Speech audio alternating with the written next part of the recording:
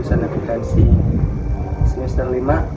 Kali ini saya akan membuat film singkat yang berjudulkan Kepabeanan Impor, dan akan diperankan oleh saya sendiri dan dibantu dua orang teman saya, yaitu Surawati dan Anissa.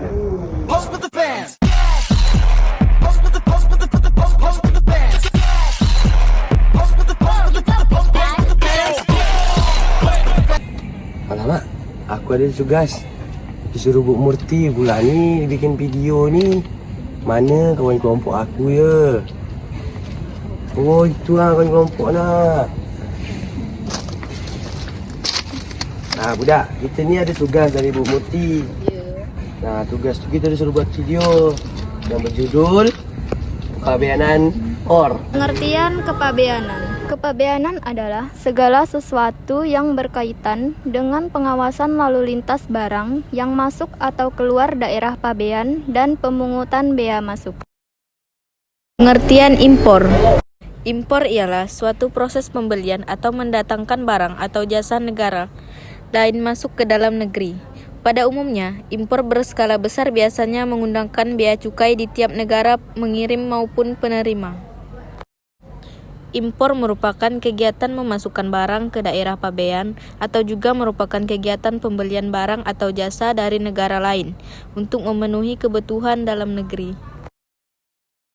Saya akan melanjutkan materi, yaitu pengertian daerah pabean. Daerah pabean adalah wilayah negara Republik Indonesia yang meliputi wilayah tanah, perairan, dan ruang udara di atasnya serta tempat-tempat tertentu dalam zona ekonomi eksklusif dan landas kontinen di mana berlaku undang-undang ini. Tujuan pemasukan barang impor. Berikut beberapa tujuan pemasukan barang impor ke dalam daerah pabean Indonesia. 1. Barang impor yang dimasukkan untuk dipakai. 2. Barang impor yang dimasukkan untuk tujuan sementara waktu atau impor sementara. 3. Barang impor yang dimasukkan untuk dikeluarkan kembali keluar daerah pabean tanpa dibongkar dari sarana pengangkutnya atau pengangkutan terus. 4. Barang impor yang dimasukkan untuk dikeluarkan kembali keluar daerah pabean dengan dibongkar terlebih dahulu dan ditempatkan di tempat penimbunan sementara. Apa sih tujuan utama impor? Tujuan utama dari kegiatan impor adalah memenuhi kebutuhan dalam negeri. Tidak ada negara yang mampu hidup sendiri dalam memenuhi kebutuhannya. Setidaknya pasti terdapat satu hal yang membuat suatu negara harus membangun hubungan baik dengan negara lainnya. Salah satunya dalam aktivitas perekonomian ini. Tujuan lainnya dari kegiatan impor adalah untuk memperkuat neraca pembayaran dan mengurangi keluarnya devisa ke luar negeri. Manfaat impor apa saja sih? Beberapa manfaat dari kegiatan impor antara lain: 1. Kegiatan impor akan meningkatkan potensi pada suatu negara dalam mendapatkan bahan baku, barang, serta jasa pada suatu jenis produk tertentu yang jumlahnya terbatas atau tidak mampu diproduksi dari dalam negeri, sehingga hal tersebut akan mampu mendukung stabilitas negara secara tidak langsung. 2. Memperkenalkan produk baru di pasar dan menyediakan produk dengan kualitas tinggi. 3. Mengurangi ongkos atau biaya produksi. Ada berapa sih jenis impor? Berdasarkan kegiatannya, impor dapat dibedakan menjadi beberapa jenis. Adapun jenis-jenis impor adalah sebagai berikut. 1. Impor untuk dipakai. Impor untuk dipakai adalah impor dengan tujuan untuk dipakai atau untuk dimiliki atau dikuasai oleh orang yang berdomisili di Indonesia. 2. Impor sementara adalah pemasukan barang impor ke dalam daerah pabean yang benar-benar dimaksudkan untuk diekspor kembali dalam jangka waktu paling lama 3 tahun. 3. Impor angkut lanjut atau terus. Kegiatan mengangkut barang dengan menggunakan sarana pengangkut melalui suatu kantor ke kantor lain tanpa adanya proses pembongkaran terlebih dahulu. 4. Impor untuk ditimbun. Kegiatan mengangkut barang dengan menggunakan sarana pengangkut melalui suatu kantor ke kantor lain dengan melakukan proses pembongkaran terlebih dahulu. 5. Impor untuk reekspor. Kegiatan mengangkut barang impor yang masih berada di dalam wilayah pabean untuk diekspor kembali ke luar negeri. Hal ini dilakukan terhadap barang impor dengan kondisi tidak sesuai pesanan, salah kirim, rusak, tidak memenuhi syarat teknis, dan terjadi perubahan peraturan. Terus apa saja sih dokumen-dokumen impor?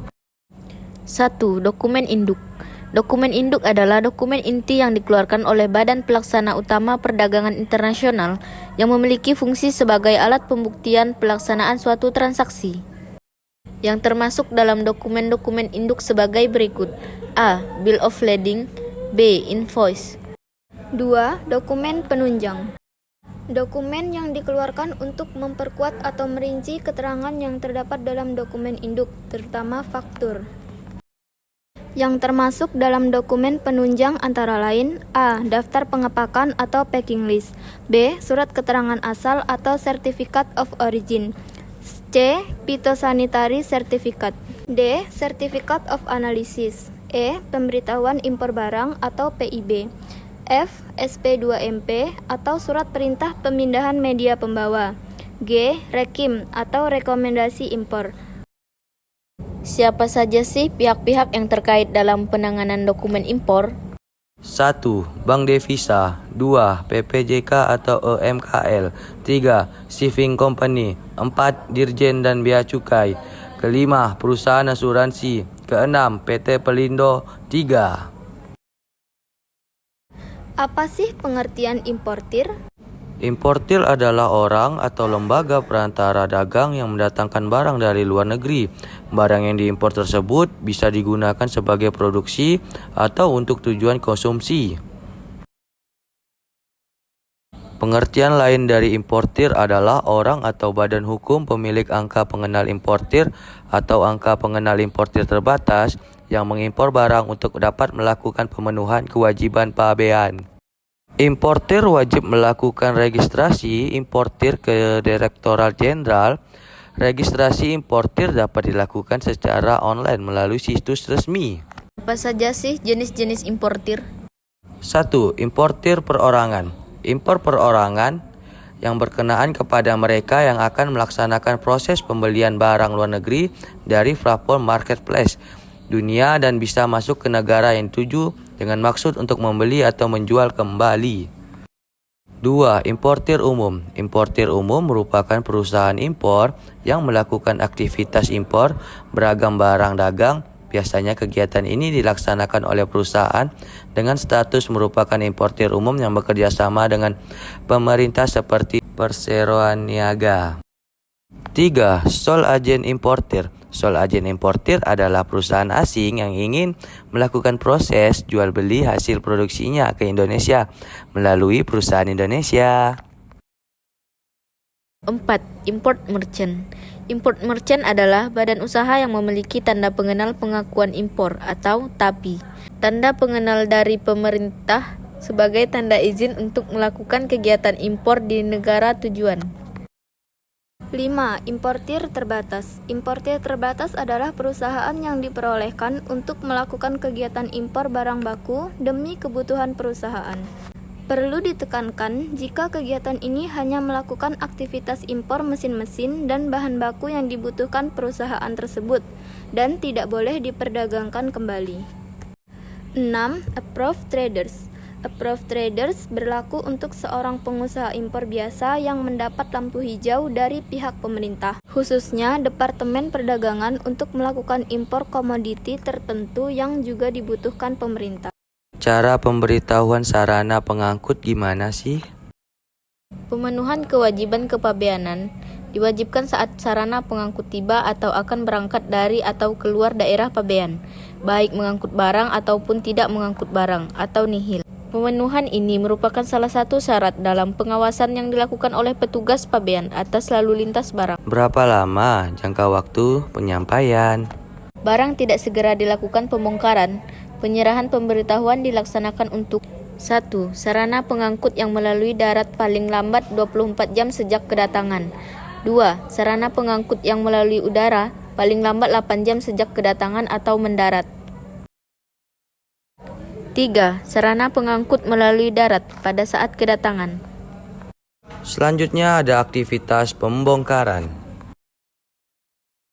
Pembongkaran barang merupakan satu rangkaian kegiatan yang berkaitan dengan kedatangan sarana pengangkut dan penimbunan barang. Menurut Undang-Undang Kepabeanan, kegiatan ini diperlukan pengawasan oleh petugas bea dan cukai. Tujuan untuk mengamankan hak dan keuangan negara. Apa sih aktivitas penimbunan? Penimbunan adalah kegiatan menumpuk atau menyimpan barang impor. Tempat penimbunan sementara yang disingkat TPS adalah bangunan, lapangan, atau tempat lain yang disamakan dengan itu di kawasan pabean untuk menimbun barang, sementara menunggu pemuatan atau pengeluarannya. Bagaimana cara pemeriksaan impor? Pemeriksaan pabean dilaksanakan selain untuk mengumpulkan data impor dan ekspor, juga harus menguji kepatuhan pengguna jasa kepabeanan dalam pemberitahuan yang menganut asas self-assessment. Dalam pasal 3 Undang-Undang Kepabeanan dilaksanakan dengan aplikasi pemeriksaan pabean dilaksanakan melalui beberapa cara, seperti 1. Pemeriksaan administrasi, 2. Penetapan jalur, 3. Pemeriksaan fisik, 4. Pemeriksaan fisik secara jabatan atau ex officio.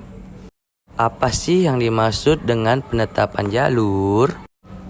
Penetapan jalur pengeluaran barang impor didasarkan atas profil importir yang dibuat oleh bagian pencegahan dan atau profil komoditi yang disusun berdasarkan perkembangan importasi jenis-jenis barang yang banyak dilakukan pelanggaran, terbagi atas 1. Jalur hijau adalah mekanisme pelayanan dan pengawasan pengeluaran barang impor dengan tidak dilakukan pemeriksaan fisik, tetapi dilakukan penelitian dokumen setelah penerbitan surat persetujuan pengeluaran barang. 2. Jalur merah adalah mekanisme pelayanan dan pengawasan pengeluaran barang impor dengan dilakukan pemeriksaan fisik dan penelitian dokumen sebelum penerbitan SPBB.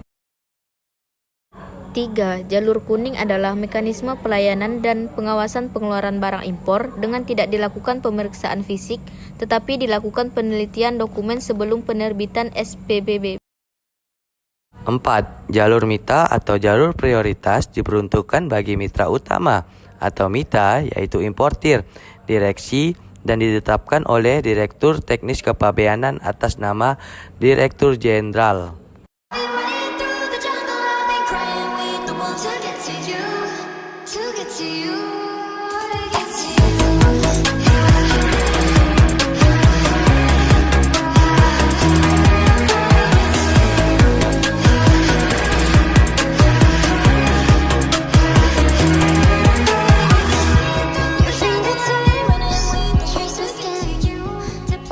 Oke guys, sekian video dari kami. Jangan lupa Komen. and share. Bye bye. See you in the video.